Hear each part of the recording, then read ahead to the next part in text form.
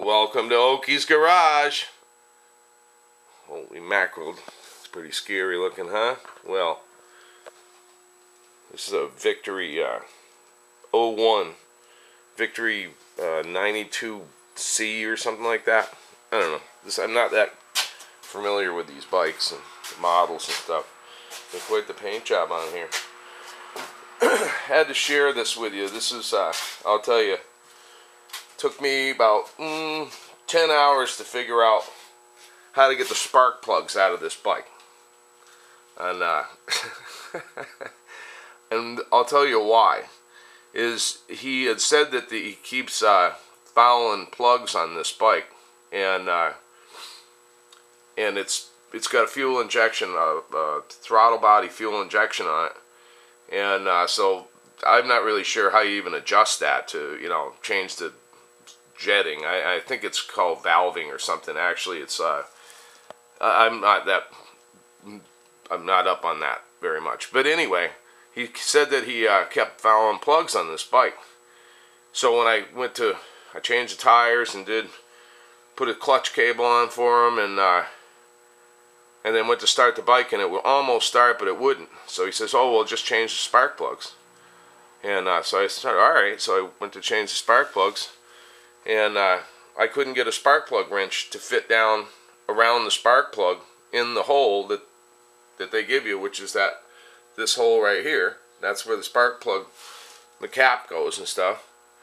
And so anyway, I went and bought a new set of spark plugs for it, which are, I believe, of course, that's a mystery in itself, because if you look up in like Parts Unlimited catalog, it'll tell you that it's that there's no listing for what is proper in a Victory at all, in any Victory that they make.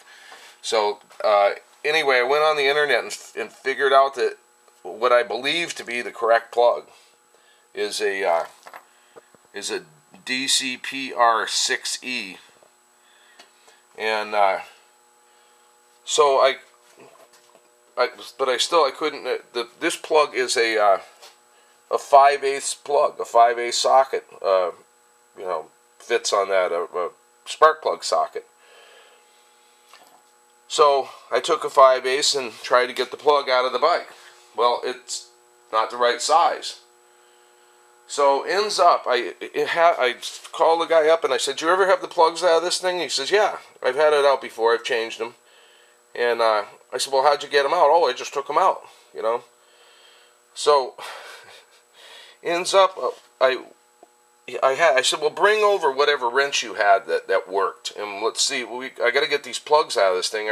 I'm stuck here, So he finally last night brings over the sockets and stuff. He already took them away, and he brings me another. He goes, "Oh, I already bought a set of plugs, a spare set of plugs. These are D7EAs, which is a whole different design plug, and it's so different design that it's actually, this is like an 18mm plug.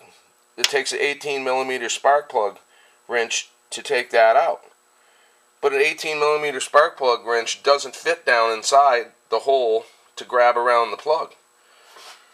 So what I ended up doing is I took an 18mm socket and I ground it down so the end of it is smaller, so it can actually fit around. See, there's hardly any walls left of the thing, and that I got the plug out with. So that's how you get a. So he put the wrong size plug in there. I don't know where he came up with D7EA, but it's a whole different style plug, and it's a different size spark plug wrenches to take it out. So finally, after all day trying to figure out what is going on here and why I can't get these plugs out, and so I finally this morning ground that down, take the plug out. I'm going to do it to the back. I'm sure it's exactly the same situation. So he had actually said during this whole explanation of the thing, he says that he goes, "Yeah, well, I took this little cheapo socket." He goes, "I can't find it again," or whatever. And he says, "And I just dropped the plug down inside, and then there was just barely enough of the socket you know, the plug was sticking up through the small socket. It wasn't even a long socket. and that's how he managed to tighten them up and stuff and get them in and out of there. So anyway, that's Oakys Garage for the day. Hope that doesn't happen to you.